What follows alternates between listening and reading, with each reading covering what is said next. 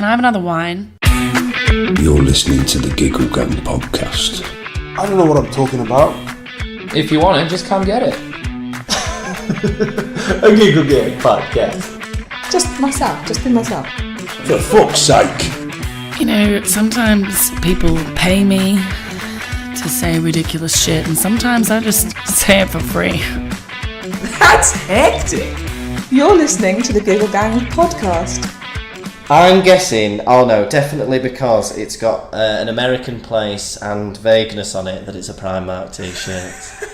That seems like every single shirt from Primark. It's like West Coast clothing surf brand incorporated. Yeah, I think, well, this one's orange. I'm sure I've got a blue one with a beach hut. Superior clothing brand, genuine products made with care, tough and durable, dry goods supply company, West Coast, California. Exactly. It's just a whole bunch of... It's like at the top, superior clothing brand. You feel like maybe they're selling suits, nice blazers and ties. Then you've got Dry Goods and Supply Co. Sounds like maybe they're selling pet food. Yeah. I mean, I imagine these words are what happens when the leader of Primark does the thing where you press the middle predictive word over and over again.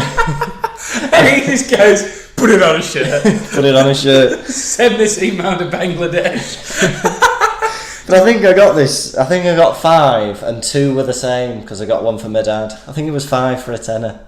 Really? Yeah, and 2 with the yellow one. Oh, and my dad's got one. Yeah. Do you often buy clothes for your dad? Well, he was with me, and I thought, Okay.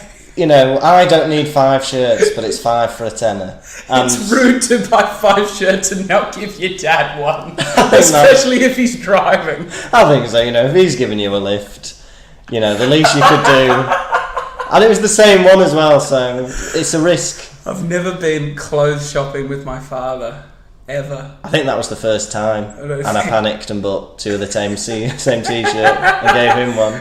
Did you panic because you were nervous that like you might have been wasting his time, or he was judging your fashion sense?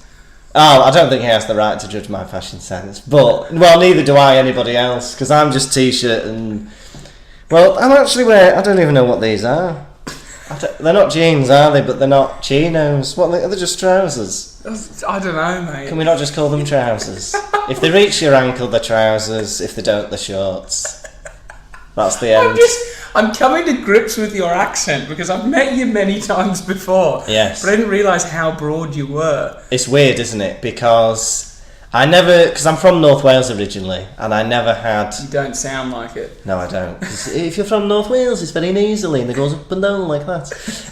But I don't. But I think I never had one. I had a kind of neutral accent, but then I've been in Manchester nearly 6 years now, and I don't like it. I've got this northern accent. Well, I've been in Manchester a year and a half, and I don't think I've developed any qualities that even slightly resemble a northern accent.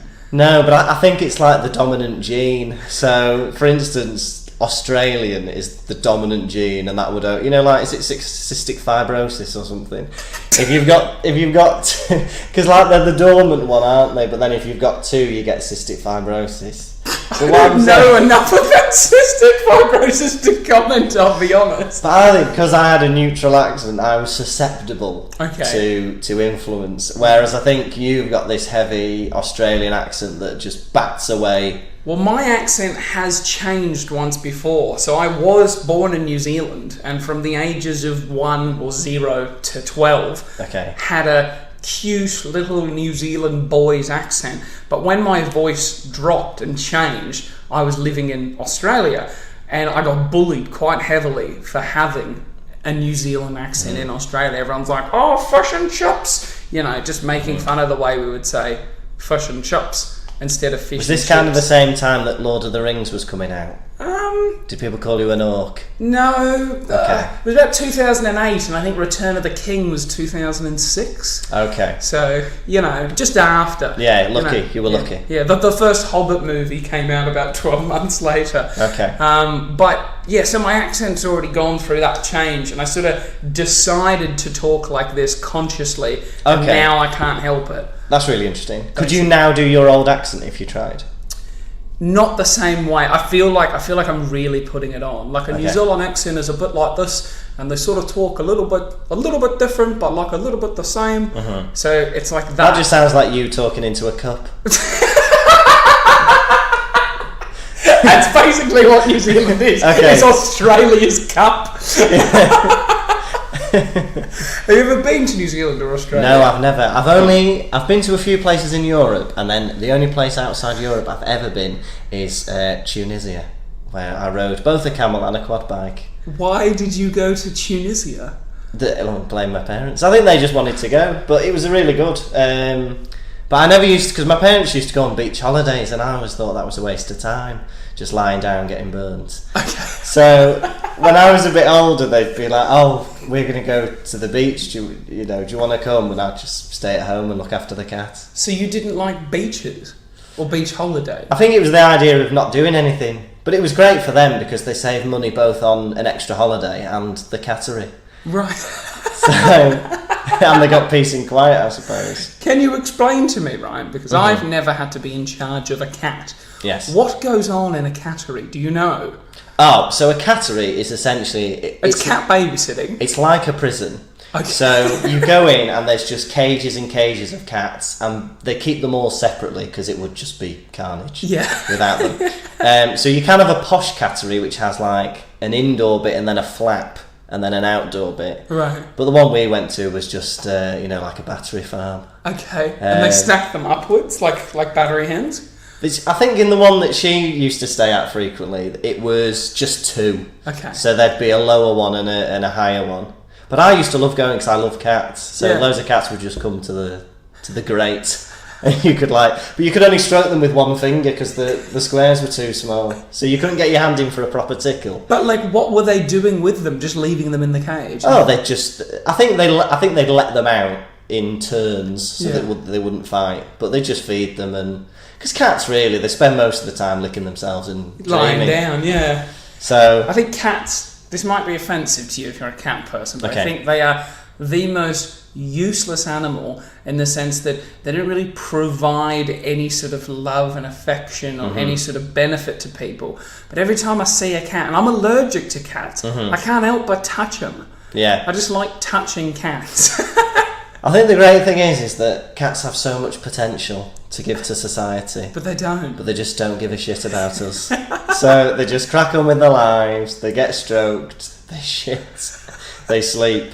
I mean, imagine if the cats worked together. Yeah. The world would be such a better place, but they would rather lick their own genitals. What about if dogs work together? I feel like we're closer to dogs working together than anything. But dogs are the other side, so dogs are willing. Dogs would love to help us, but they are useless.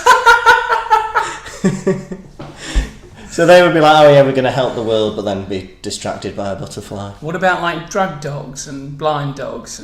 Okay. You don't have any service cats, do you? Yeah, I mean, in my mind, I was thinking of a spaniel. Okay. But now, they're like kind of bloodhounds that can sniff out. Do you want to hear a story about a spaniel that might bring the mood down, but it's a bit of fun? Yeah, does it die at the end? Yeah. Okay. I mean, people watch Marley and Me. Yeah, I mean, you've all seen the film. Yeah. So when I was a young boy, I didn't have many friends. And I know that might come as a surprise to you because I'm such a lovable and likeable guy. But I had this dog, and he was my only friend, and he was called Benji. And I'd go to school, and I'd get picked on, and I'd have a terrible, terrible time because I was an antisocial person that loved annoying people, right? Yeah. So it would always end in tragedy. And then I'd come home and I'd tell Benji all my problems. It was always everyone else's fault. I never took accountability for my own actions. But Benji, he wasn't really equipped to tell me that information. So he would just listen intently. I'd be like, Benji, life's so hard. I don't know. If it wasn't for Benji, maybe my mental health might have taken a dive. But, I had this dog I needed to look after. And I really did look after him because my parents didn't give a fuck about him. Yeah. And then we were going to Australia and Mum's like, you're going to have to leave Benji. And I was like, no way, this is the worst thing ever. But I was like, Australia sounds fun. They've got theme parks, roller coasters, weather's a bit better. Our house will be way bigger. Awesome. Catch you later, Benji. So gave him to this family that did a lot of boating. Now, I don't know if you've ever seen a dog chasing a car or a trailer wheel and trying to bite it. Yeah. Right? What are they going to do with it? Why? It doesn't make any sense. So they took Benji to the beach. He sees a trailer, and he used to just run. He used to just love running, and he was a spaniel. He was a bit thick.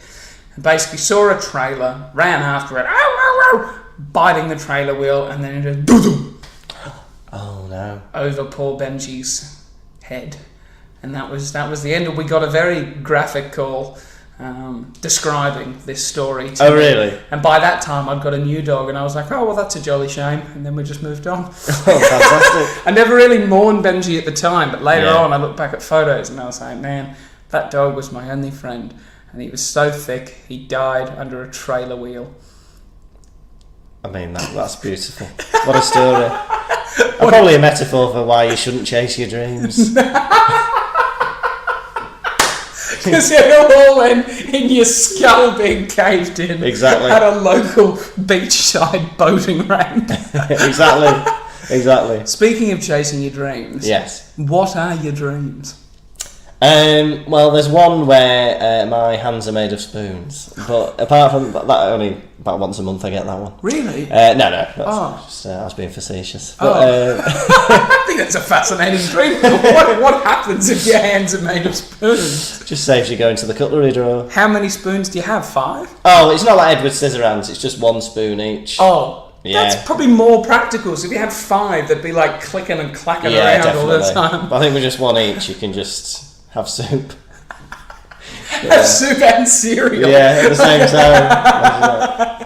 And then make fangs for yourself. No, but what are your dreams? Because you're quite talented. Thank you, that's very nice. Well, the dream is, and the dream has always been, to make a living from comedy.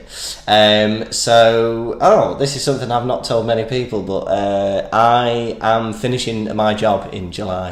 So I work in a school, and I wanted to go, because I work for 5 days a week. I wanted to go down to 3, but that didn't work out. So I've just decided to give comedy and everything else a go for a bit. Yeah, so I'm gonna try, and if it goes wrong, I can always Get another job. But what is the point you're going to say it hasn't gone well and give up in a way? I'm going to give it a year, and then if I'm at the point where I don't feel like I've progressed, I think that's when. Do you have a plan? I think the plan is, because I do stand up, I do improv, I teach improv, which is the money's quite good for that, if you get it regularly, and I do a bit of acting and stuff as well. So the idea is to kind of look at all those pies I've got fingers in and make them bigger pies. Okay. I think that's the idea. Bake the pies. Yeah. So I think so much of comedy as well is like admin, just like contacting promoters, and at the minute I just don't have time to do that. Because you're busy educating young minds. It's mad, yeah. Because it's mad. 'Cause you'll do work, and then you'll finish work, and then you'll drive to Nottingham, and then you'll do a gig, and then you'll come back at gone midnight, and then you're up again for work. So it is. It's terrible. Yeah. So yeah, it's very scary though, jumping into that idea of being. What are your friends and family think? Have you told them? Yeah, so my family knows. My mum is like, oh, that's what you want to do, and I think she understands that. Yeah. I think everyone I've spoken to is supportive, which is good. What about your online presence, though? Because you do a lot of videos online, a lot of songs. Didn't you get one on Lad Bible of you walking across the street sideways? Oh yeah, so that was at the Edinburgh Fringe, and basically very daft. It was just a green man that was slightly tilted, so I walked across the road leaning backwards. Very stupid. So that was it. But then it was being retweeted, and then it ended up being put on Lad Bible. Did you get any money? None. Really? None. They didn't ask me if they could put it on, but they did. What I quite like was that they did credit me in it, so it wasn't just a random look at this clip. They did put my page on it and stuff like that. So did you get an influx of followers or traction from it? Not as many as you'd think. So the video itself got something like 4 million views. Yeah. And I think from that I got 50 likes. Oh, really? Even though, yeah. So, but I think a lot of people, they just flick through, don't they, mindlessly, and don't really look. And it didn't really showcase you. It was almost like you were a nameless and faceless being. Just be like, ha, and then move on. Because you wouldn't see somebody walking daft across the road and go, oh, I wonder what else he's done. No, you're right. Have you been chasing the dream of getting viral content like that again? Not necessarily. I think that would be nice. I think the primary thing for me is to create good content. Yeah. So I try to make things that are good, and I like having something that I can keep. So if I've filmed and recorded a sketch, that's there forever. Then, and I've got that I can look at. And I think it's building that up, and yeah. How long do you think about stuff before you put it on the internet? Do you feel like if you think about it too much, you go, oh, no, it's not good enough, and then you won't post it? It's so hard. I think I just get it up as soon as possible. I don't think I think like that. So you just do it, and you're like, it's going up. Yeah. You don't have time to be like, oh, is it good? But I try, so I work really hard on it, so the editing is a nightmare. So you'll film a sketch, but then I'll spend hours editing it and getting the timing as right as I can. Yeah. But then, as soon as I've finished it, I'll just put it up. Right. I might look back on something a few years later and go, oh, that's terrible. Have you edited something in mid-edit just going, this is not worth it? Oh, sometimes, yeah. Yeah. And sometimes you'll film a clip and you'll try and edit it to make it not shit. And then you'll just be like, well, the whole sketch, let's just not do it. Just because somebody coughed. It's like such a pain in the ass to cut out a cough. Who's coughing? Oh, everybody. It's always somebody. There's always somebody with the flu fucking up my dreams. I know. So, were you I don't know how to put this, but were you a painful child in the sense that you were always singing and dancing and putting on shows for your parents?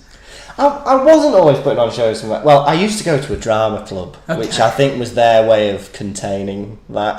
Yeah. So I suppose with any hyperactive child or whatever, you put them in a sports club and then they nap in the evening. So a lot of my creative energy was put into that. Yeah.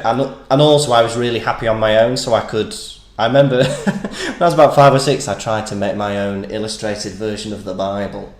But I stopped. What a book to start with!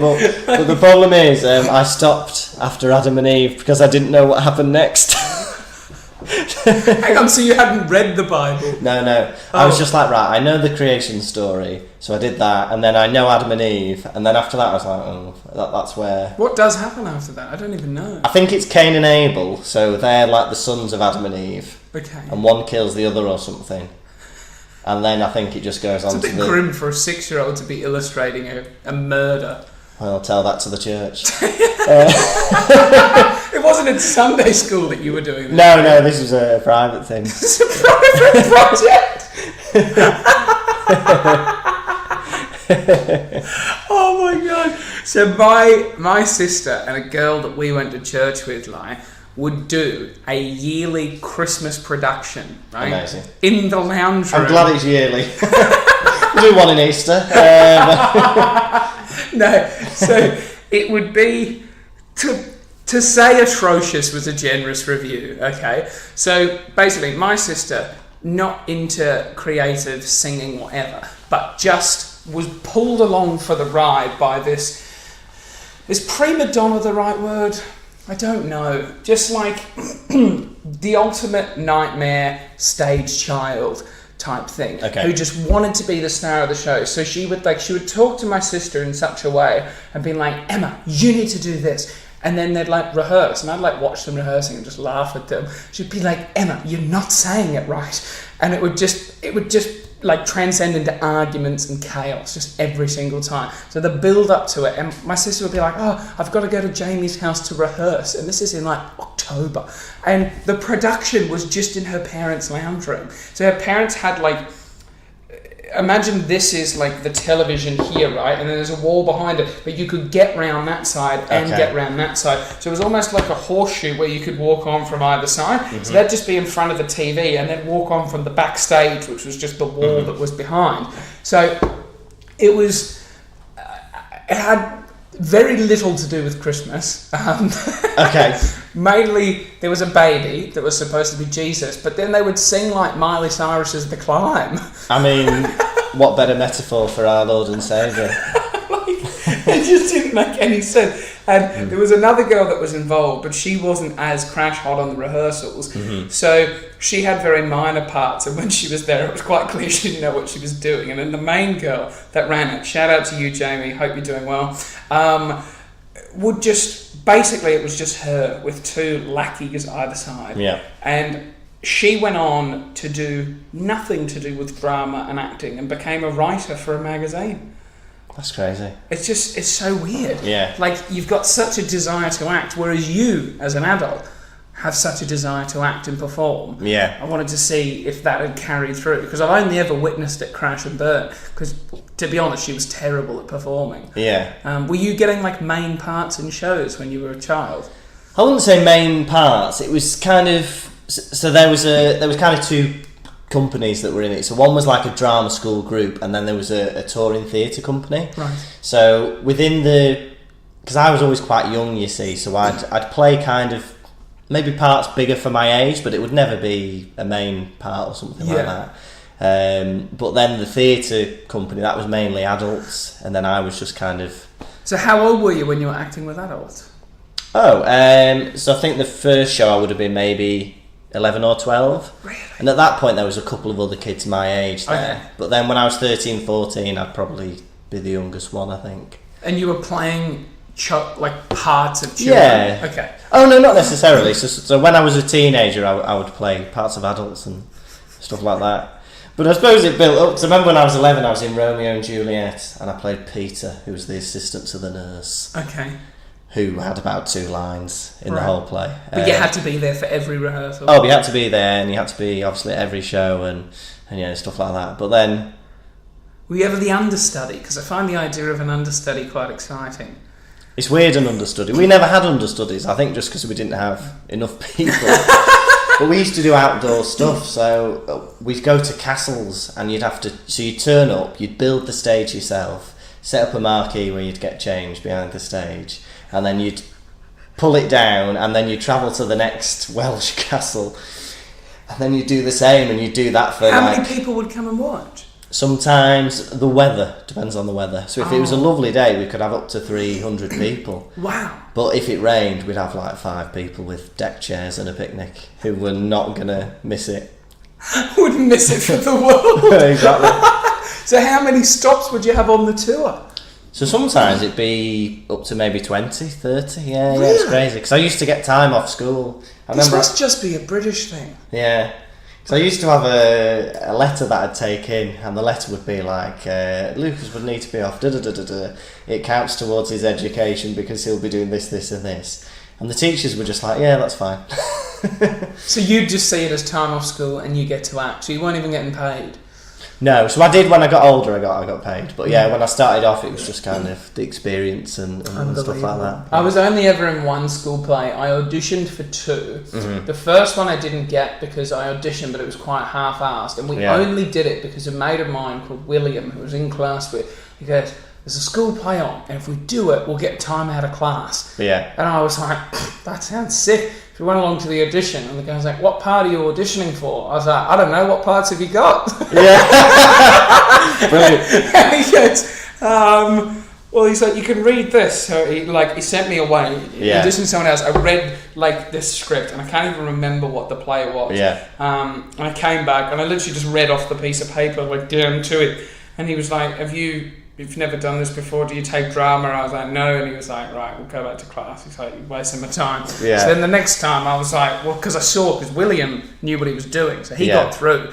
And I saw how much time he had out of class. I was like, well, this is a right laugh. I was like, how did you do it? He was like, I just picked a part and learnt the lines. I was like, oh, well, that's all that's required. So the next time I was one of the evil monkeys in The Wizard of Oz that was like the servants to the witch or whatever. Yeah. And I don't really think I had many lines, which is why I liked the role, but I had a full face of makeup and a cool hat and a waistcoat. Yeah. And I could just be a monkey, basically. Amazing. And we got loads of time out of class. And we would even be like, we'd come to classes and it would be like, we weren't even required to be there at rehearsal, but we'd be like, oh, miss, I'm so sorry, Mr. Peters needs us for rehearsal, and she'd be like, okay, off you go, because we'd done it like once in her class before, and then we'd just go sit at the back of the school and play Game Boys or Just do whatever. Amazing. Pick bark off trees and throw it at each other. Why not? Just what all 14-year-old boys do. Game Boys and bark. Yeah, that's it. But so I never used to do like school productions or anything like that. So because I did stuff outside of school, I almost felt like it was a waste of time because I was doubling up. Yeah. But because they'd asked me to do stuff, and then on the final year of school, they asked me to be in a Welsh, because I went to a Welsh school. We spoke Welsh. So you can speak proper Welsh? Yeah, so I did all like my exams in Welsh and stuff like that. Yeah, Unbelievable. Crazy. But yes, they asked me to do to be in a Welsh version of Joseph and his Technicolor Dreamcoat as Potiphar, and I didn't want to do it. So as a joke, I said, I will do it if you let me at one point, because I know he gets angry in it. Can I throw an executive chair off the stage? And then they were like, yeah, that's fine. So I was like, brilliant. So there's like a big winged back chair. Like a big, like a swivelly computer chair. Okay, yeah. So there was just a bit where Potiphar finds Joseph with his wife, and he goes, oh, and then they just let me launch this chair off the stage. Every night? Yeah, and we only did it 3 times. Oh, right. Yeah. And was it, like, the moments leading up to it, were you like, this is what I've signed on for? I was like, this is great. Because he's only in it for one song, Potiphar. Right. He comes on as a billionaire who has Joseph as a slave, and then he catches Joseph with his wife, and then he throws an executive chair off, and then he leaves. And that's it, that's all I had to do. And it was, good fun. It was the most thrilling experience of your life. I mean, it was fantastic. Have you had a favourite role that you've liked to play? I really enjoyed, in the drama group, they let us write a pantomime once. Okay. And me and my friend James actually wrote this, who lives with me now actually. But it was a pantomime, Hansel and Gretel, and I played a witch called Keith. Okay. But we got to write it, so I was basically this northern. I was like, Keith, oh bloody hell, I'm blind, and he used to talk like that. He just had a stick, and I had this skin tight purple dress, which I didn't realise at the time, like showed off a bulge. So I think I was about 16. Got a ball bag! I mean, my God. But the thing is, we were about 16, 17, and the rest of them were like kids, really. And I never realised I had this. Just out there with your fucking balls. And I was here with this like Oscar gown. It was like a skin tight purple dress, and I was just a northerner called Keith with purple lipstick and shades. So were you a woman or a man? So I was a woman, I was just called Keith. But I was the witch in Hansel and Gretel. I'm not familiar. It wasn't Hansel and Gretel where they had the gingerbread house? Yeah, so it's a blind witch that lives in a gingerbread house, and then Hansel and Gretel find it, and then she traps them. But then they chuck her in the oven. It's one of those, because the Grimms, they were a bit mad, weren't they? What? The Grimm brothers, the brothers Grimm. So they wrote fairy tales like... See, I don't know this much history about all these things. You're going to educate me, but keep going. So they did fairy tales, but they always had like really weird endings. Okay. So like Hansel and Gretel, they burn the witch alive, they shove her in an oven. Right. And like Red Riding Hood is like, I think the wolf like rips the wolf over. No, the wolf, I can't remember. Look it up. Doesn't the wolf dress up as a woman? No, the wolf eats... so the wolf eats the grandma and then dresses up as her. But I'm sure the grandma gets cut out of the wolf or something. It's quite graphic. But they Disney kind of mellow them a bit, don't they? Disney kind of mellow them. What is your opinion on children's entertainment and fairy tales nowadays? Do you feel like... Because no one's writing new fairy tales, are they? No. Well, Frozen's quite new, isn't it? Or is it? Is that a fairy tale, though? What? I think it's got a princess in it, a bit of magic. What does a fairy tale need to be? I don't know, but like I feel like I can't see them doing like a Frozen the musical. But it's maybe just because I'm stuck in my old ways. Yeah, you just need to open your heart to ice-based songs. Isn't there a line to open your heart? There must be. That could be. We could write it, me and you. We could. I don't think I'd be much help, to be honest. I just need your nods of approval. Yeah. As I wrote it down. Saying things like not Curtis. What's your name? Lucas. Curtis, I get all the time. Curtis, because it's Lukas and Kirkby. I think so. I get Curtis. I get Marcus. Marcus. I know, it's weird. And then I get Luke a lot as well, which is a bit more obvious. Do you get angry when people fuck up your name? No. I think it's, when you get used to being abused. I think it's like Stockholm Syndrome. You know when you fall in love with your kidnapper.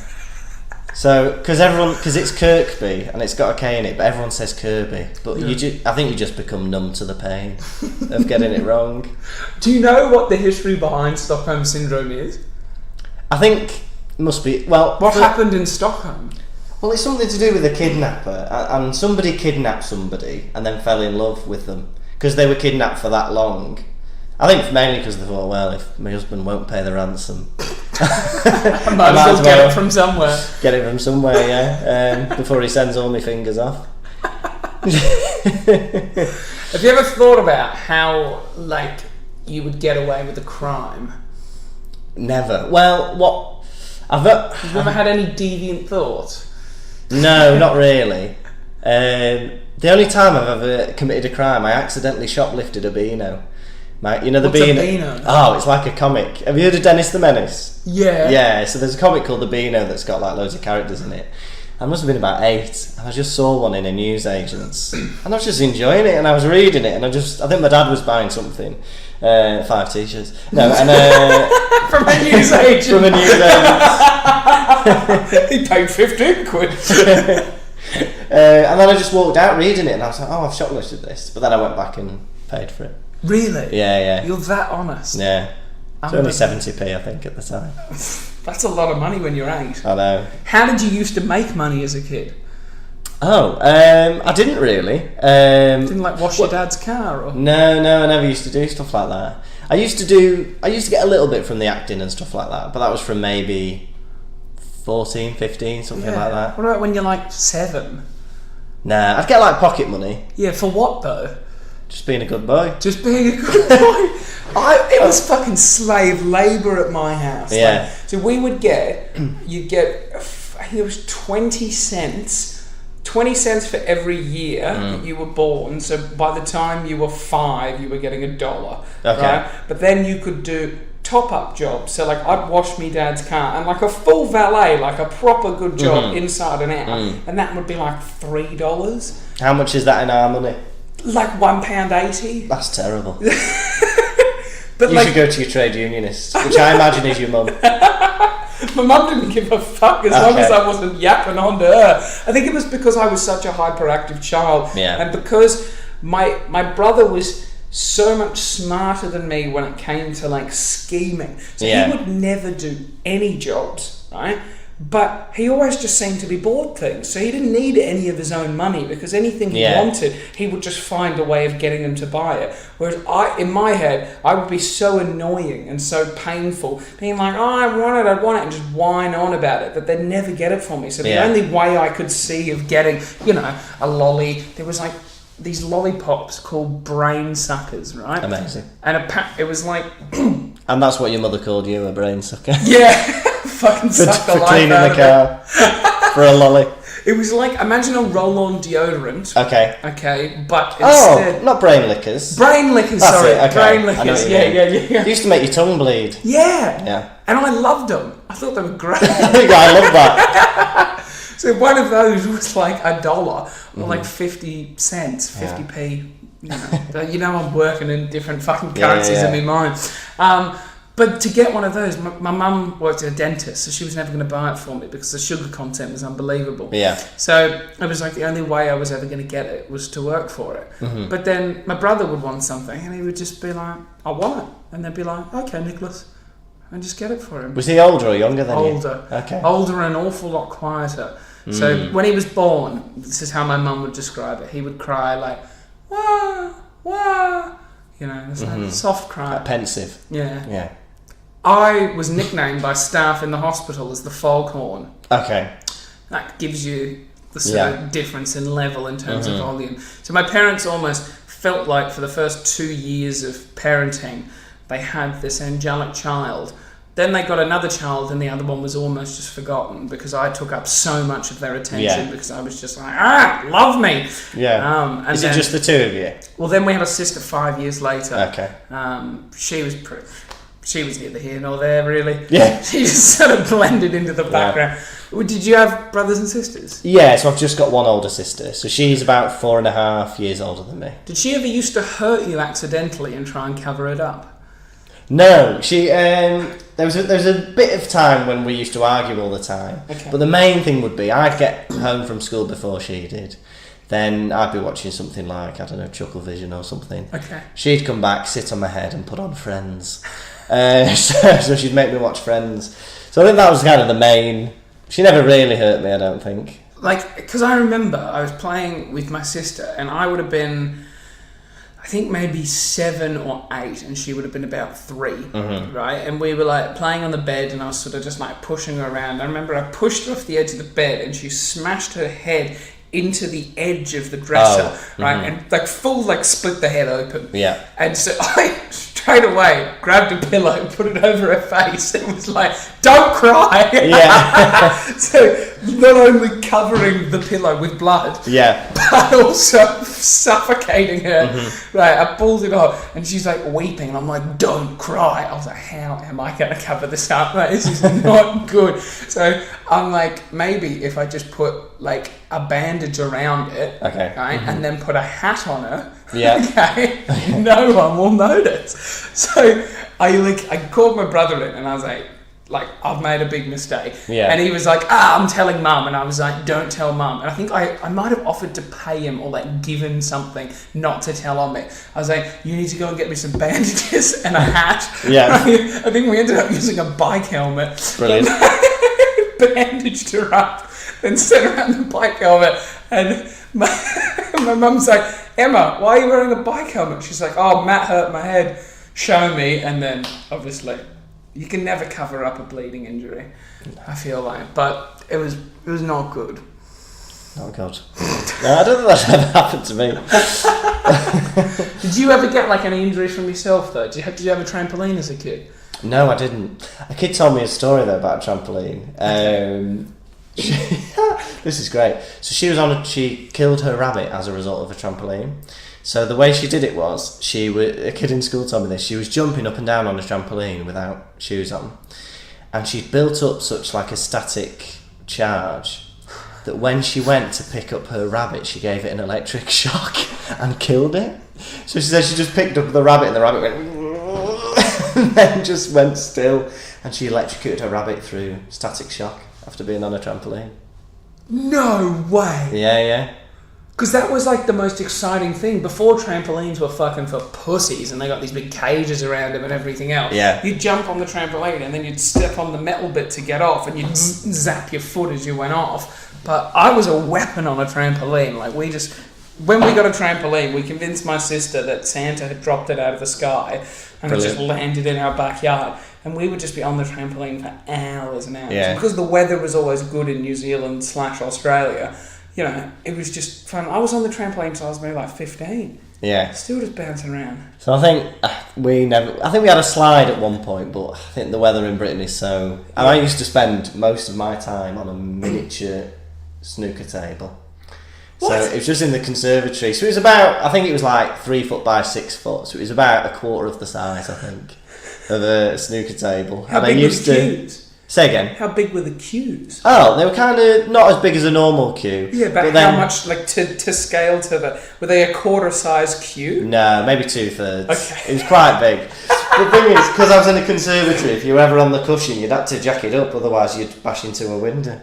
But I was very sad, because I used to play on my own, and I'd set out a match, so I'd have 2, like, famous snooker players, and I would be them playing against each other, and then as I was playing I would be the commentator and I would commentate on this match. I'd play against myself.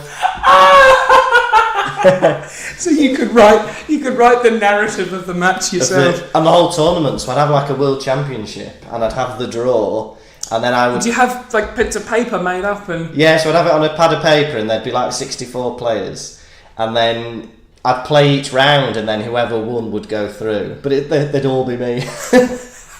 That is probably I've done 63 episodes of this podcast, and that has to be the saddest childhood story I've ever heard. Even sadder than the Bible one. Literally, the saddest guest we've had. He had a 64-man snooker tournament. And every player was you. Yeah, it was, yeah. Oh my god. But then I'd sometimes play with a friend, but then because they weren't me, it'd just be a separate friendly match. It wouldn't be involved in the tournament.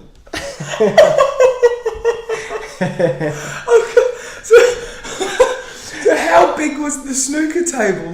So it was 3 foot by 6 foot. So a proper 6 foot's like me. Yeah, so that's how long it was, and then it'd be about half of you wide.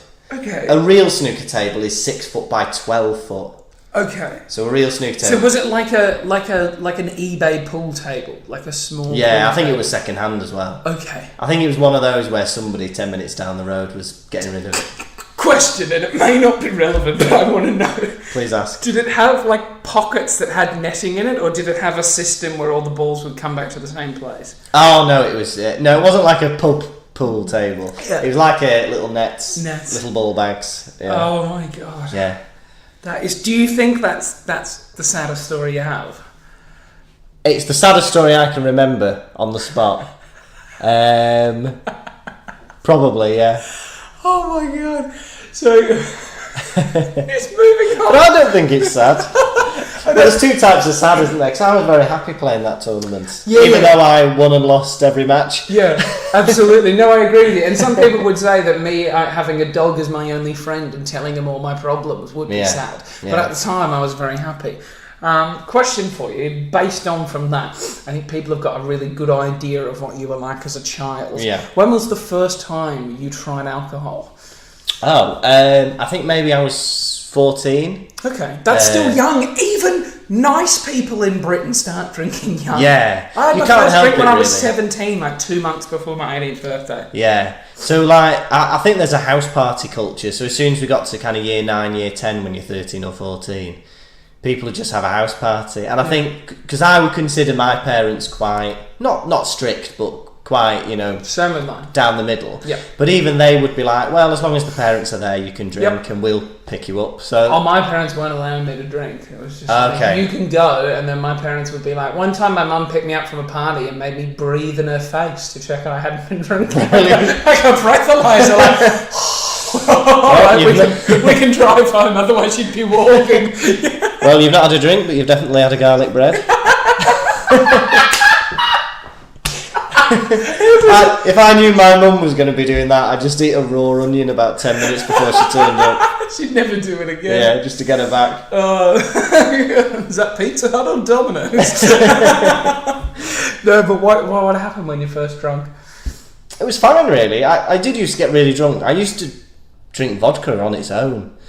Really? So I just I'd get like a little bottle, but then I just, it's crazy. But we had a friend who was really tall. His name's Sam. And so he was 14, but he was like 6 foot tall. And he used to always just buy us all the booze. But the way he would get away with it without being ID'd was he'd buy bread and milk as well. So they thought he was like a family man. But he's 14. It's like that In-Betweeners episode where he gets the crisps as well. It was just amazing. So he'd go into this co-op or something, and he'd buy like 12 tins of Foster's, a large bottle of vodka, and then a whiskey, and then a pint of bread and milk. And they'd never ID him just because he was tall. And I think the bread and milk just helped because it seemed like he was somebody who knew what he was doing. A family man. What did you do with the bread and milk? Did you ever eat it, or did you? In the morning, or when you get the munchies. So we just have a bit of bread, drink a bit of milk, soak up the alcohol. I've never heard of someone that gets a bit tipsy and goes, "Oh man, sling us a slice of that bread and a pint of milk." Oh, I'm not being funny. You wouldn't choose it automatically, but when you've got the munchies and there's a loaf of Hovis next to you. Why are you getting the munchies on alcohol? I thought that was a marijuana thing. I think you get the munchies on anything, don't you? But you always go for a kebab on, after a night out. Yeah, I guess. Yeah. I never really... I don't know. See, my thing was, when I was younger, right, I was convinced, because I started drinking quite late, so I hadn't, poisoned my brain as a child. Mm-hmm. So I felt as though I could beat hangovers. Mm-hmm. So what I would do is I'd go out, I would drink excessively, and then I would come home and I would just drink as much water as I possibly could until I literally felt like I was going to do it and it was going to like come back the other way. I'd reached capacity. And I would wake up, do the biggest piss of my life, and feel amazing because it literally just flushed it all out. And I did that for ages, and then one day I was like drinking the water. I was like, I don't get hangovers, I'm beating it. And I woke up the next morning, and I was like, it has all caught up with me. Yeah. And it just no longer worked after that. I've tried it since. Now I've just given up on it. Now I don't even bother. I mean, what's the science behind that? Because I'm just thinking the cells are just being like, oh, I can't be asked. Well, basically, alcohol is supposed to, well, it does, it dehydrates your brain. Okay. So I think the water, and then the fact I would drink, and then being full of something, whether it's full of food or full of water, whatever, it makes you sleepy. So I'd sleep really well, and in that time, imagine if you poured like a slow drip onto a sponge, it would just slowly start to absorb it all. That's what I imagine my brain and body is like. It just absorbs all that water, and then all the excess just comes out in the morning with your morning pee. Fantastic. I mean, that's just science, that is Lucas. I mean, I'm gone away learning something. I wanted to ask you, because the reason I got you here, it wasn't to hear about your 64-man snooker tournament. Oh, I thought it was. But it's about the comedy marathon. Yes. Because you are a man. I am a man. Who organises a comedy marathon. I am. And it is on this year. Is it the 12th of May? It's the 12th of May, yes. So this will be the third year we've done it, and basically it's a marathon because it's all day. So it starts at 12. There's no running involved. There's no running involved. The running is optional. So I think we've got about 90 comedians. Wow. So everyone's doing 5 minutes. All the acts pay a fiver, and it's the third year we've done it, and yeah, over the past 2 years, if you put it together, I think we've raised over £3,000. Wow. Yeah, so it's really fun, and it's really good. And this year we're raising money for Bernardo's, who are a children's charity. It's exciting, because last year you were doing it for Saying Goodbye. Saying Goodbye. I was going to say Forgotten Children, but that wasn't That's it. awful. That sounds terrible. And I remember the highlight for me of last year's comedy marathon was when AJ Hill got up on stage, I think for his second set of the night, and decided to club a baby seal on stage. And then the next person got up and said, that last guy was a bit crazy. I mean, he starts clubbing a baby seal at a charity event for dead babies. And I was like, oh my gosh. Yeah, brilliant. So, it's crazy. It is crazy. The reason I did it was I did it because basically my sister had a premature baby. So it was about 4 months premature. So she had the baby at 23 weeks when the full term's 40. What? Yeah, crazy. So was the baby alright? Yes, the baby had like a 20% chance of survival, and now she's 2.5 and doing really well. And no other problems? No, like... No, she's fine. I mean, she's just a little bit behind where small. She would be. Yeah, she's a bit small, yeah. Because she walks and starting to talk. And I had a friend, I think he had a baby, and it was premature, but I don't think by that drastic degree. Yeah. But he's very big, and his partner's very big. Like, they're tall, they're big people, and the baby was premature, and the baby is just tiny. Yeah. Like, tiny little... It has a very big head, but everything else is just really small. But again, miracle baby, that it's alive. Yeah, it's just incredible. And the reason that we raised money was because the Ronald McDonald House charity gave my sister accommodation. So she's from North Wales like me, but she still lives there. Right. And obviously she'd have to travel 2 hours there and back every day. But they gave her accommodation for the months that she was there while the baby was incubated and all that kind of stuff for free. Do they serve McDonald's in Ronald McDonald No, House? they don't. I wish they did. There's a drive-through. Yeah, that'd be amazing. I'll have a £1/4 cheeseburger and some accommodation, please. And a bed for the night. Is that medium or large? A large bed. There's 2 of us, please.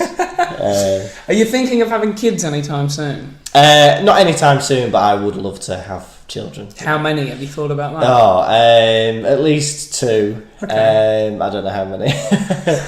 But I think that's the top of my bucket list, I think. Is to become a father. Yeah, I think if I died having not had children, I think that would be my biggest regret. Really? Yeah. I get very broody. Well, I work in a school, and then any time I see a kid, I'm like, oh, I'd love to have kids of my own and stuff like that. That's exciting. See, when I was younger, right, I used to look at people, like I worked in an office full of older people that had kids and everything, and I used to just be like, you are a fucking idiot. I was like, having kids, biggest mistake of your life. You can't do what you want when you want, you know. And I'd be like, oh, you coming out this weekend? No, I've got to go home and look after my kids. And I was like, how boring. Imagine not being able to do what you want to do, right?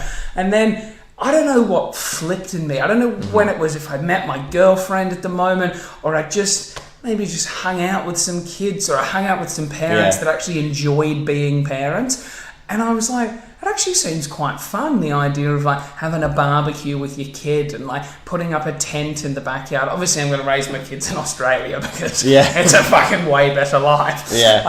But like, and I thought about like all the fun stuff I did with my dad. Like, we'd go to the dump on Saturdays, tip, and take like some gardening shit or bush and whatever. And then on the way back, we'd get an ice cream from the ice cream shop and go to what we termed as the dump park, and it was just a park next to the dump. Stunk like shit, you know, a few syringes on the ground, but it was great memories. And my dad would push me on the swing, and so my dad would push me onto the syringes. No, they were for him. He kept them for himself. Okay. But there was one day I remember we were at the dump park, and did you know from the Muppets, Beaker? Oh, the one that just goes. Yeah. So Beaker, we had like a little soft toy Beaker, and my brother bought a Lego packet. You know, Lego used to come in those like plastic containers. Basically, we took all the Lego out. We put soft toy Beaker into the plastic Lego container, sealed it up, and put him into the river. And we were like, one day, Beaker, maybe we will find you. And me and my brother have still talked about that, being like, imagine if we found Beaker. Imagine if he just washed up. Or imagine if someone else found him and they were like, what's his story? Like that message in a bottle, but just Beaker in a Lego container. I mean, that's the modern version of Moses, you know, going down in the basket. I mean, I wouldn't know because I never got to that part in the Bible. No, that my illustration. It wasn't part of your illustrations.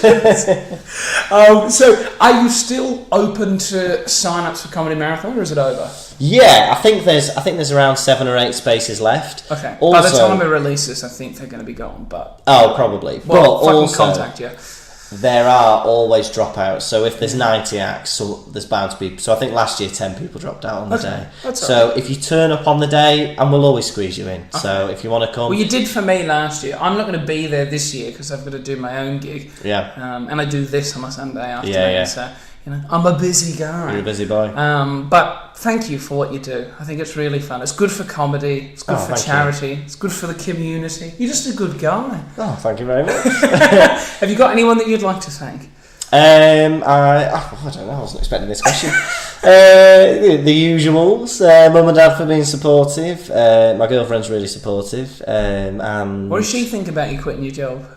She thinks it's good because it's me following my dream. That's cool. So, what does she do for work? Oh, well, she's a student nurse, but she lives in Germany. So right. Yes. How often do you get to see her? It's about once every 3 weeks, which is quite.